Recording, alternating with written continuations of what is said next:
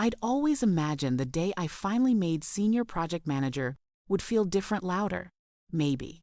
Champagne corks popping, texts flooding in, a night out with friends.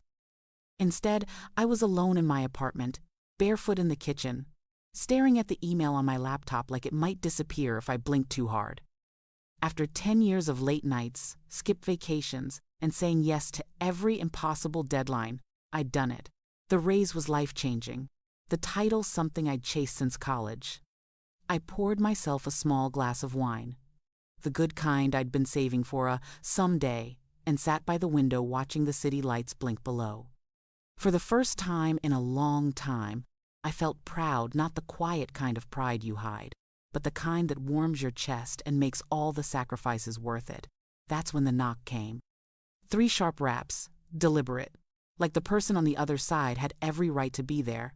My heart sank before I even checked the peephole. I knew that knock. I hadn't seen my mother, Deborah Carter, in almost 2 years. Our relationship had always been complicated, her version of parenting more about manipulation and guilt than love, and I'd spent most of my 20s learning how to keep her at a safe distance. And yet, there she was on my doorstep, her smile too bright, eyes scanning me like she was already calculating something. "Amanda," she said, brushing past me before I could invite her in. "I heard about your promotion. We need to talk. No congratulations. No, I'm proud of you. Just that." The words were heavy, rehearsed, and unmistakably strategic. I stood frozen as she made herself comfortable on my couch, adjusting a throw pillow like she owned the place. My stomach twisted. I hadn't told her about the promotion, not directly anyway. Word must have traveled through one of the cousins she still spoke to. I closed the door slowly, my heart hammering. Whatever she was here for, it wasn't small talk. And deep down, I knew this wasn't going to be a pleasant visit. Deborah crossed one leg over the other and looked around my apartment, like she was inspecting an investment she'd forgotten she owned. "You've done well for yourself," she said, her tone flat, almost annoyed. "All this space, nice furniture. I always knew you'd land on your feet." I hovered near the kitchen counter, arms crossed, unsure if I should offer her something to drink or ask her to leave. Before I could speak, she launched straight into it. "I'm going to need your help, Amanda. Half your salary every month. It's time you supported the family." My brain stuttered. "Excuse me?" I said sure I'd misheard, but she didn't blink. "You're earning more than enough now, and your brother still hasn't found steady work. I'm stretched thin, and it's your turn to give back." There, it was no build-up, no conversation, just a demand. Not even a hint of pride or interest in how hard I'd worked to get here. "Half my salary?" I repeated, my voice sharper than I intended. "Do you have any idea how insane that sounds?" She sighed dramatically, like I was the one being unreasonable. "You wouldn't even have that job if it weren't for me," she said, leaning back. "I raised you, fed you, put a roof over your head. You owe me." My chest tightened, a familiar cocktail of anger and shame bubbling up. Raised me? She'd left me home alone more nights than I could count. I'd started working at 16 just to afford my own school supplies. But she was rewriting history now, shaping it into a weapon to use against me. "This isn't a loan," she continued. "It's what family does. We help each other. Ryan needs money for rent, and I have medical bills piling up. You're doing well. It's time you stepped up." I stared at her, stunned by the entitlement dripping from every word. This wasn't a conversation. It was an order dressed up as maternal duty, and as much as I hated to admit it, part of me wasn't even surprised. This was classic Deborah, appearing the moment there was something to take. Only this time, I wasn't sure she realized just how much I'd changed. Deborah had a gift for rewriting the past. Sitting on my couch, demanding half my salary like I owed her for raising me, she conveniently forgot the years she wasn't around. Or maybe she remembered and just didn't care. I was 12 when Dad died, a heart attack on a rainy Thursday in April. One moment he was in the kitchen making grilled cheese, the next he was gone. Deborah unraveled fast after that. She didn't just grieve. She self-destructed.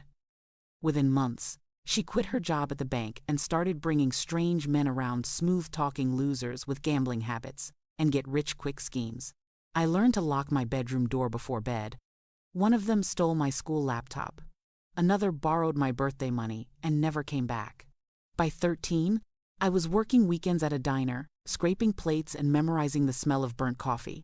Deborah never asked where the money went. She just started handing me bills to pay water, electric, even groceries. "You're old enough to help," she'd say, lighting a cigarette with the gas shut off. I did my homework by candlelight more times than I can count. My school counselor once asked if everything was okay at home. I said yes. What else was I supposed to say? That my mother was spending rent money at poker nights while I walked to school in broken shoes? I buried myself in textbooks, in part-time jobs, in anything that looked like a way out. I took AP classes, saved every dollar, applied to every scholarship I could find. College wasn't a rite of passage for me, it was an escape plan. I worked 3 jobs my freshman year just to survive. Therapy helped later once I could afford it. I had to unlearn the idea that I was only valuable when I was useful. That love meant sacrifice. That being needed was the same as being wanted. But here she was again, dragging the past into my living room and using it as currency. Only this time, I knew better. She wasn't asking. She was extracting. And I wasn't that scared, quiet kid anymore. Ryan was always the favorite. Even when he was a kid, he walked through the house like he owned it, smug, coddled, untouchable. If I forgot to do the dishes, I got yelled at. If he shattered a lamp, Deborah blamed the table for being in his way. He was the prince. I was the help. He's 27 now, still living with her rent-free, jobless for over a year, unless you count reselling sneakers on Instagram as a profession. Last I heard, he dropped out of community college because the professors were too negative. Deborah still cooks his meals, does his laundry, and praises him like he's one audition away from a Grammy. Meanwhile, she talks about me like I'm some corporate robot who abandoned the family. When I was younger, I tried to earn her affection. I brought home straight A's, cooked dinner when she was out late, even helped Ryan with homework, but none of it was enough.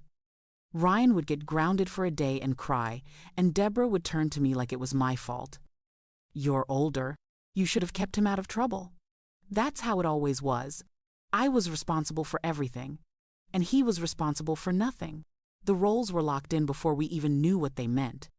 And now, years later, she still defends him, like his failures are someone else's fault.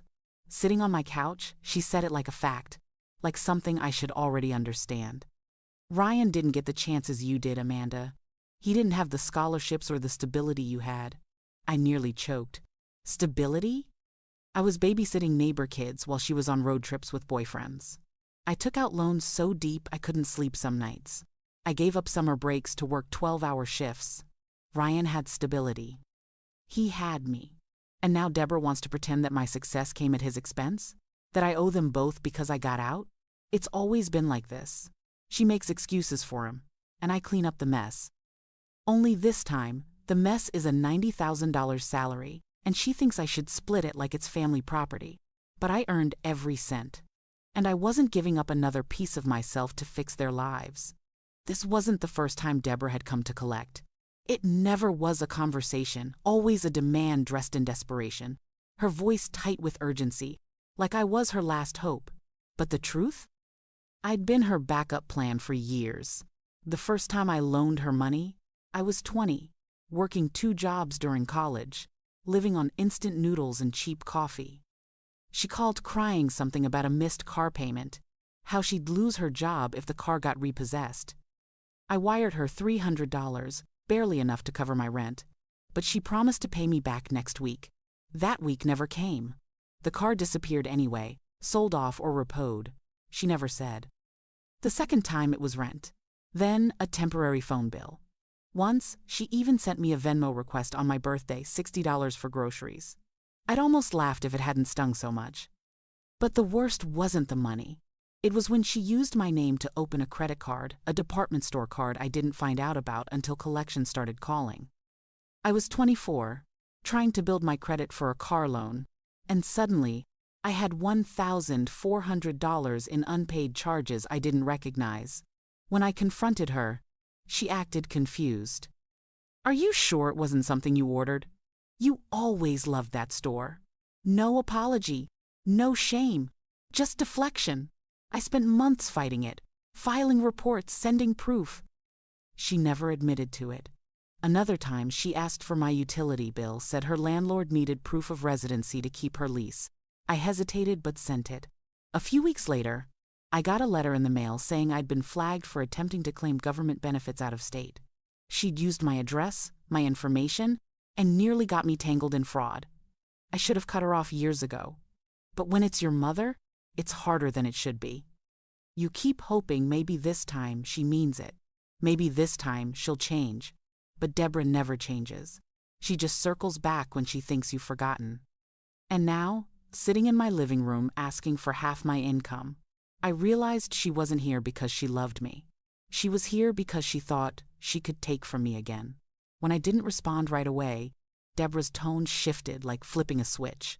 The cold certainty in her demand gave way to something softer, more performative. Her eyes welled up too quickly, too perfectly, and her voice cracked like she was auditioning for sympathy. I gave up everything for you, she said, pressing a tissue to her cheek. I fed you, changed your diapers, stayed up nights when you were sick, and now you're rich and act like I'm a stranger. The words hit me like a slap. Not because they were true, but because I'd heard them before every time I set a boundary, every time I said no. This was her tactic, always had been. Turn the guilt up until you fold. Rewrite the past until you're not sure what's real. I took a slow breath, keeping my face neutral. You left me alone with an empty fridge and a stack of bills when I was 15, I said quietly. Don't act like you sacrificed for me. Her lip curled, the tears disappearing as quickly as they came. That was a hard time, she snapped. You think I didn't have problems?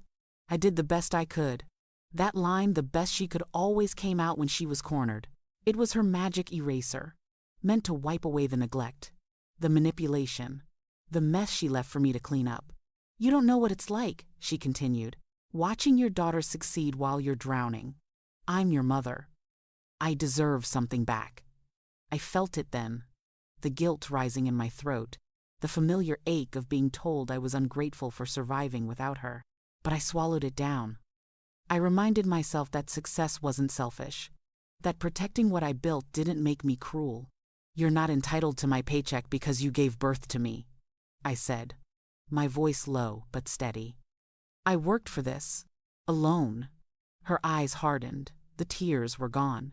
You'll regret this, she said, standing like she hadn't just tried to emotionally bulldoze me. Maybe I would, but not for the reasons she thought. Not because I said no, but because I let it get this far, again. Deborah didn't like being told no. She stood stiffly in the middle of my living room, arms crossed tight over her chest like she was bracing for a fight. Her eyes flicked around the apartment again, and I could see it, resentment blooming behind every glance. You think you're better than us now, she said, her voice low but venomous. Fine. But just know this, if you don't help us, I'm going to tell everyone what kind of daughter you really are. I blinked, stunned, for half a second. Excuse me? You heard me, she snapped. I'll tell your aunts, your cousins, the whole family. You cut off your struggling mother, refused to help your brother when he was down. They'll know you turned your back on us the second you got money. My stomach dropped, but I didn't flinch. This was her go-to move. If guilt didn't work, then fear might. Reputations, secrets, loyalty, Deborah treated them like bargaining chips. I walked toward the door and opened it. You need to leave. She didn't move, just stared at me like I was betraying her, like I was the villain in some story she'd rewritten in her head. I mean it, I said. You can't bully me into giving you what you want. That doesn't work on me anymore. Her jaw tightened. I should have known you'd turn into one of those cold-hearted corporate types, she muttered. You're nothing like your father. The mention of Dad landed like a gut punch. She knew exactly what she was doing. You don't get to use him either, I said sharply. You left him too. Don't rewrite that. She stepped out, her expression unreadable now, cold and distant. But just before the door closed, she turned back and said it low and bitter. You'll regret this, Amanda. I promise you that. Then she slammed the door hard enough to rattle the frame. I stood there for a long time, staring at the dent in the drywall from a picture that had fallen during the impact. Regret? Maybe, but not for saying no, for letting her into my home in the first place. It started 2 days later. A text from my cousin Rachel pinged in during my lunch break. "Is it true you're refusing to help your mom? After all she did for you?" I stared at my phone, heat crawling up my neck. Then came another, from Aunt Marlene. "Money changed you. We barely recognize you anymore." One after another, the messages rolled in angry, accusatory, disappointed. Some subtle, some not. "Your mother's struggling and you're living in a high-rise? Family means stepping up. What happened to you?" Deborah had moved fast, probably started spinning her version of events the second she left my apartment. I could practically hear her voice dripping with false humility. I hate to even say it, but Amanda's just not the same. She's forgotten where she came from. It wasn't just the words that stung. It was how quickly everyone believed them. They didn't ask for my side, didn't reach out to check the truth. They just assumed the worst. I guess it was easier to believe I was selfish than to admit Deborah had always been a master manipulator. I could have fought back, fired off my own messages, laid it all out in screenshots and bullet points. But something in me said not to. Not yet. The truth had a way of surfacing on its own, and I wasn't going to get dragged into a back and forth with people who only called when they needed something. Instead, I went quiet, let them talk, let them whisper about how I'd changed. Because they were right, I wasn't the same girl who bent over backwards to keep the peace. I wasn't here to be the family's lifeline while they picked me apart behind my back. I put my phone down, closed the chat window, and got back to work. Because while they were busy talking about me, I was still building the life they all thought I didn't deserve. It didn't take long to figure out who was feeding the flames. Ryan had never been subtle. I hadn't spoken to him in nearly a year, but apparently, that hadn't stopped him from watching me like a hawk. I found out, through a mutual acquaintance, a friend of a friend who followed him on social media. "Hey, just a heads up," the DM read. "Your brother's been posting about your promotion. He's telling people you're some 6-figure tech queen who's funding his startup." I felt the blood drain from my face. I pulled up his profile, public of course. There it was, plain as day. A blurry screenshot of one of my Instagram stories showing my view from my apartment window, captioned, "My sister's place. Big money. Big dreams. She's investing in the fam soon." Another post, "Grind season. Got my first investor lined up. Family first."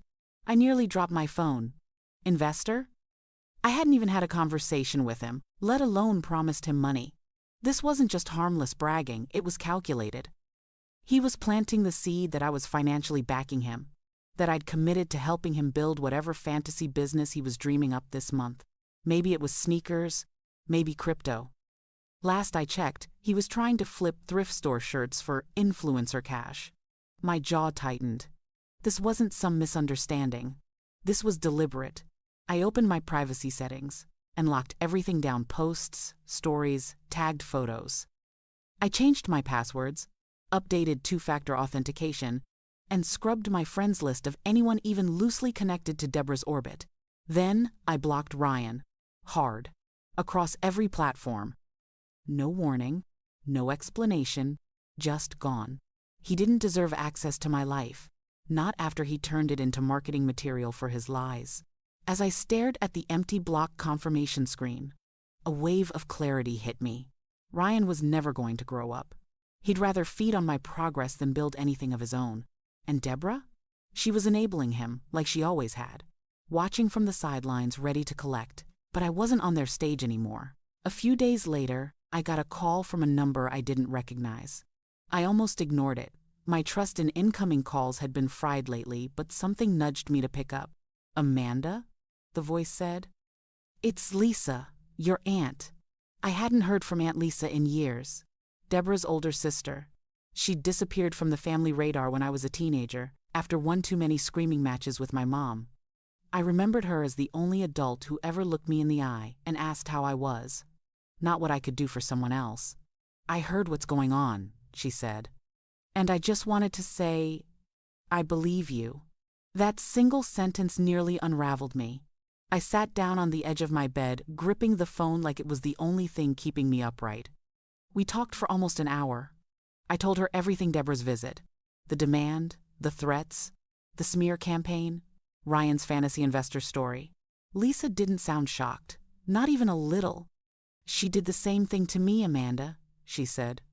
Her voice low but steady. "Faked a breast cancer scare when I got promoted at work. Told people I abandoned her when she needed help. Lied about me stealing from our parents." I was stunned, silent. "She only shows up when she smells money," Lisa added. "And she always finds a way to twist the story so she's the victim." I nodded, even though she couldn't see me. It was like someone had taken all the tangled threads of guilt and confusion I'd carried for years and smoothed them out into something I could finally understand. "You didn't do anything wrong," Lisa said. "You just got out. That's what she can't stand." I felt something in my chest uncoil, something that had been wound tight since I was a kid.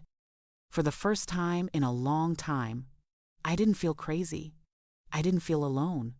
"If you ever need backup," Lisa said, "you call me." I smiled for real then. Because maybe family wasn't about who shared your blood. Maybe it was about who told you the truth, even when it hurt. And right now, the truth was my lifeline. I wasn't about to wait for the next blow to land. Deborah and Ryan had made their intentions clear. They weren't just desperate, they were coordinated. And reckless desperation combined with entitlement? That was a dangerous mix. So I did what I always do when things spiral. I made a plan. First, I met with Marcus Lee, my financial advisor, who'd helped me manage my promotion raise. His office was quiet, sterile, lined with dark wood and calm lighting, the kind of place built for level heads and long-term thinking. But even Marcus raised an eyebrow as I laid out what was happening. "Family members impersonating you online and spreading financial claims?" he asked, flipping through the printouts I brought. "Yeah, we're locking everything down." He helped me add new security protocols to my accounts, enable biometric, only access, and move the majority of my savings to an account under a new entity, one Deborah and Ryan couldn't trace even if they tried. Next, I froze my credit reports and added fraud alerts with all 3 major bureaus. After what Deborah pulled with that department store card years ago, I wasn't taking any chances. Then came the lawyer. Jenna Alvarez was sharp, direct, and had zero patience for people like my mother. She didn't flinch when I explained the situation. "We're drafting a cease and desist for both of them," she said, tapping out the document as we spoke. "Any further contact will be considered harassment, and if they try to leverage your name for financial gain again, we pursue civil damages." That part made me exhale. Finally, someone who saw the whole picture and didn't blink. Before I left, she asked if I had a will. "Kind of," I said. "Update it," she replied, "now." So I did. I met with a notary and amended every clause. Deborah Carter and Ryan Carter explicitly excluded. No assets, no access, no loopholes, not even funeral rights. The woman who gave me life and the brother who leached off it would receive nothing from the life I built. Not out of cruelty, out of necessity. I'd spent years pulling myself out of their shadow, and I wasn't going to let them snatch it all with a sob story and a Facebook post. They showed up on a Sunday. No warning, no call. Just a loud, rapid knock on the door that rattled the walls. I knew immediately. The weight of it. The rhythm. The entitlement. I opened the door to find Deborah and Ryan standing on my porch like they owned it. Ryan was wearing sunglasses, even though it was overcast. And Deborah held a leather folder in her hands like she'd rehearsed some speech. "We need to talk," she said. Her voice was clipped harder this time. "You've pushed us too far. I didn't invite them in.